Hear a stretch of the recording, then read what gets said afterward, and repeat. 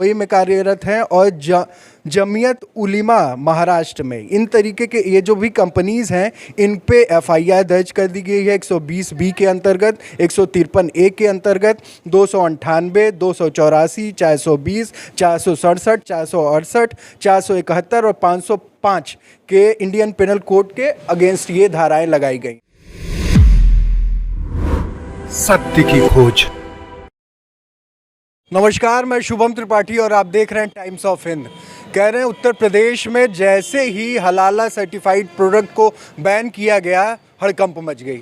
क्यों हुआ ऐसा? क्योंकि ये प्रोडक्ट सर्टिफाइड तो थे, सर्टिफिकेशन मिल भी रही थी, लेकिन अचानक से इसको बैन कर देना और किस लिए बैन किया गया ये मद्देनज़र रखती है बात इसलिए भी बहुत इम्पॉर्टेंट हो जा रही है कि फूड और मतलब इंस्पेक्शन होनी शुरू हुई और लोगों का मतलब जो भी ये दुकान है, शॉप्स है, वहाँ पर ये जांच शुरू हो गई। वहाँ पर जाने के बाद पता चला कि कुछ ऐसे प्रोडक्ट जैसे कि पतंजलि के प्रोडक्ट हो गए और भी अनऑफिशियल प्रोडक्ट जिस पे हलाल के सर्टिफाइड प्रोडक्ट पे वहाँ पर स्टैंप लगा हुआ है।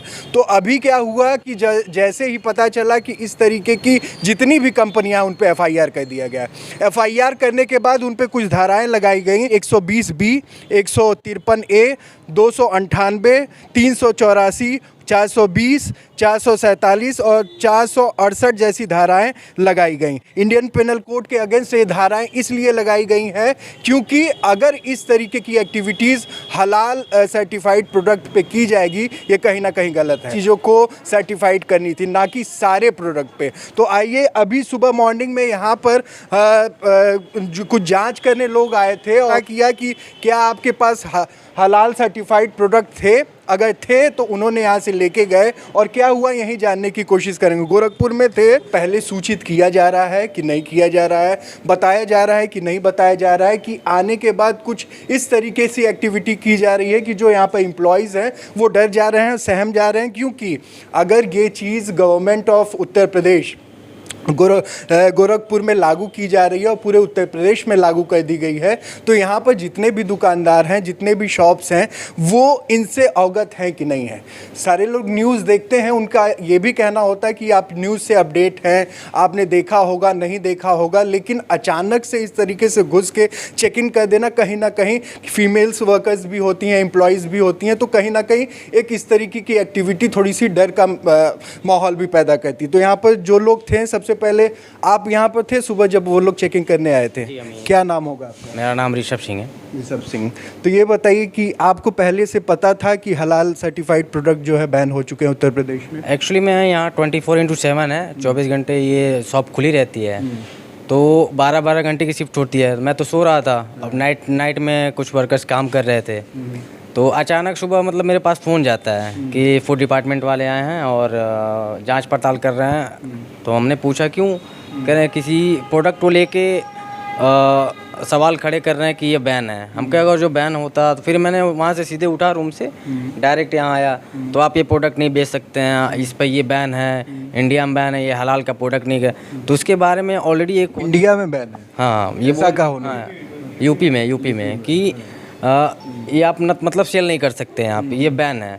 तो हम कहें सर ठीक है, ये हलाल का प्रोडक्ट है, तो हम सर इसके लिए आप पहले से इन्फॉर्मेशन देंगे कि नहीं देंगे? अगर इन्फॉर्मेशन देंगे तो आपको 2 दिन 3 दिन पहले इन्फॉर्मेशन देंगे। अब अचानक से आके आप ऐसे आप जांच पड़ताल कर रहे हैं, प्रोडक्ट निकाल रहे हैं, सबके सामने रख रहे हैं, ये सीज कर रहे हैं कि ये चीज़ नहीं चलेगा। तो सर इसके लिए आप इन्फॉर्मेशन देंगे, नोटिस भेजेंगे, तब हम अगर जो ऐसा कुछ गलत चीज़ है तो हम उसको नहीं बेचेंगे, नहीं सेल करेंगे, नहीं मंगवाएंगे। जब गलत चीज़ को हम थोड़ी बेचने के लिए बैठे हैं, यहाँ पे हम लोग सही चीज़ बेचने के लिए बैठे हैं, तो गलत चीज़ें हम रखते ही नहीं। अब अचानक से आके आप पहुँच के आप सब छांट रहे हैं, इधर कर रहे हैं, उधर कर रहे हैं, ये कहाँ से मंगाते हैं, ये करते हैं, वो करते हैं, दुनिया भर का सवाल। तो ये सब चीज़ें मतलब बहुत ज़्यादा। आपके पास हलाल सर्टिफाइड प्रोडक्ट्स कुछ थे? ज़्यादा नहीं, 2 से 4 पैकेट हमारे वहाँ निकले हैं, जो कि वो सीज करके लेके गए अपने साथ। हाँ, क्या क्या थे उन प्रोडक्ट्स में? नूडल्स थे, जैसे नूडल्स आते हैं, नूडल्स थे, कुछ चॉकलेट्स ब्रांड के थे नूडल्स, एक नॉनचिंग रैमेन का नाम से आता है वो था, और मार्शमेलो आते हैं वो थे, बस यही। मींस फूड से रिलेटेड आइटम पे वो सर्टिफिकेशन थी? हाँ, फूड से रिलेटेड थी।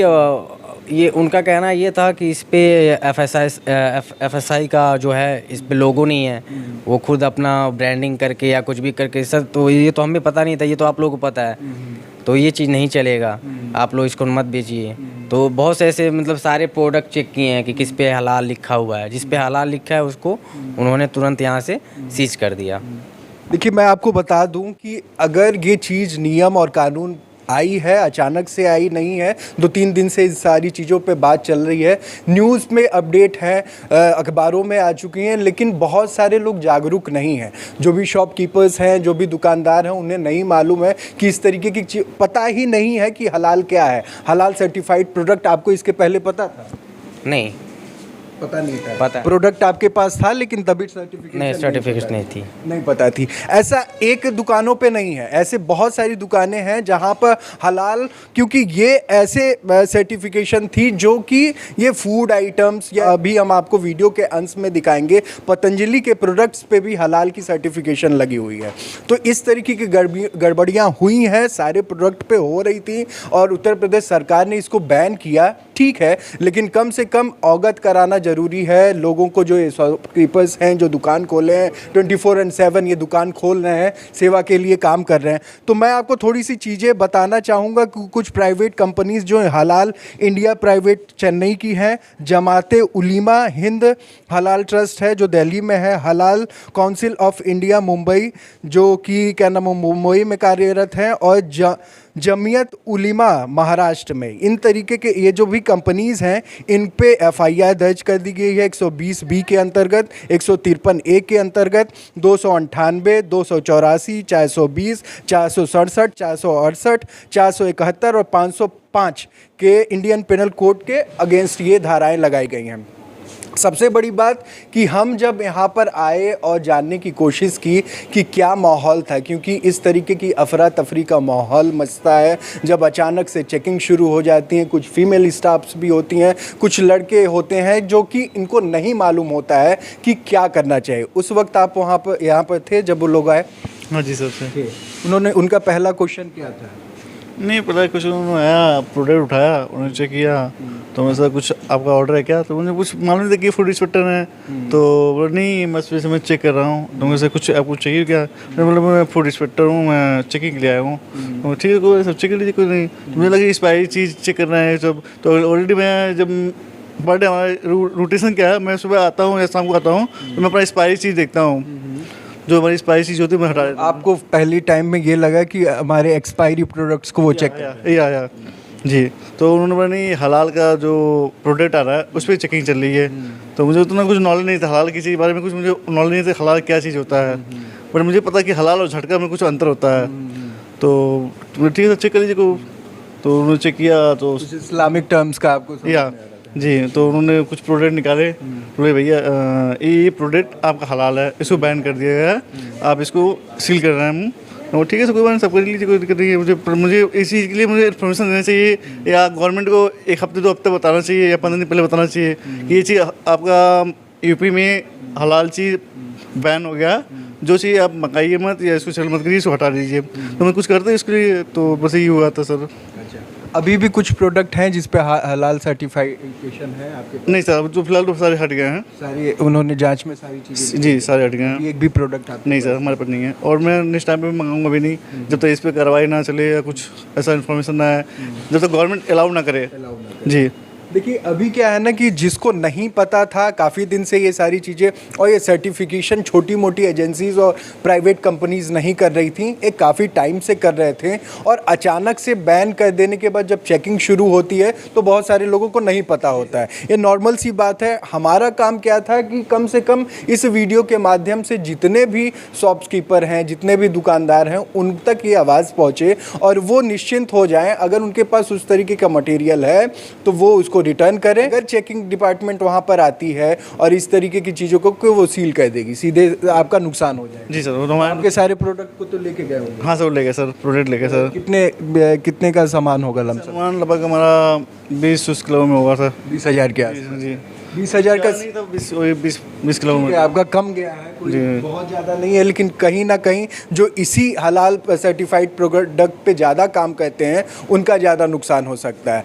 संज्ञान देना चाहिए पुलिस को भी, प्रशासन को भी, और कम से कम जो ये चेकिंग डिपार्टमेंट से आ रहे हैं उनको भी एक ज्ञापन देके ही बताना चाहिए, पहले इन्फॉर्मेशन देनी चाहिए कि इस तरीके से हम यहाँ पर आए हैं, उत्तर प्रदेश सरकार ने इस तरीके की चीज़ों को लागू किया है, आपके पास है तो आप दे दीजिए, एक तरीका होता है। जी सर, बट वो नोटिस देना चाहिए। जी सर, ये नोटिस देना चाहिए। आप 15-20 दिन पहले नोटिस दें कि जितने शॉपकीपर हैं या दुकानदार हैं या रिटेलर हैं, ये चीज़ नहीं बेच सकते, इस पर बैन लग गया, तो उसको नोटिस देना चाहिए था। बट हम लोगों को इन्फॉर्मेशन नहीं थी, तो अचानक सब अफरा तफरी जो मचा अचानक हुआ सर। जी तो नेक्स्ट टाइम से इस सर्टिफिकेशन नहीं सर, ये सर अब हम लोग को संज्ञान में आ गया ये चीज़ हलाल है, तो हमें उस चीज़ हम सेल नहीं करेंगे। जहाँ तक कोशिश कर रहे हैं 100% नहीं सेल करेंगे हम लोग। जी, तो ये तस्वीर हम दिखाना चाह रहे थे। सुबह मॉर्निंग में यहाँ पर चेकिंग होनी शुरू हुई थी, हमें पता चला कुछ लोग थे जिन्होंने हमसे को इन्फॉर्मेशन दी कि इस तरीके की चीज़ें हुई हैं, और गोरखपुर उत्तर प्रदेश में अगर ये चीज़ हो रही है, कम से कम हमारा मानना ये था कि जो भी चीज़ें इस तरीके की होती हैं तो एक सूचना ज़रूर दी जाए, एक सूचना ज़रूर दी जाए। और क्योंकि अचानक से इस तरीके का चेकिंग के नाम पे फ्रॉड्स भी होते हैं, तो ये भी हो सकता है कि चेकिंग के नाम पे कोई ऐसी टीम आ जाए जो ऐसे चेकिंग करने लगे, तो पहले सबसे पहले वो अपने आपकी जो भी आइडेंटिफिकेशन हो उनको पूछिए।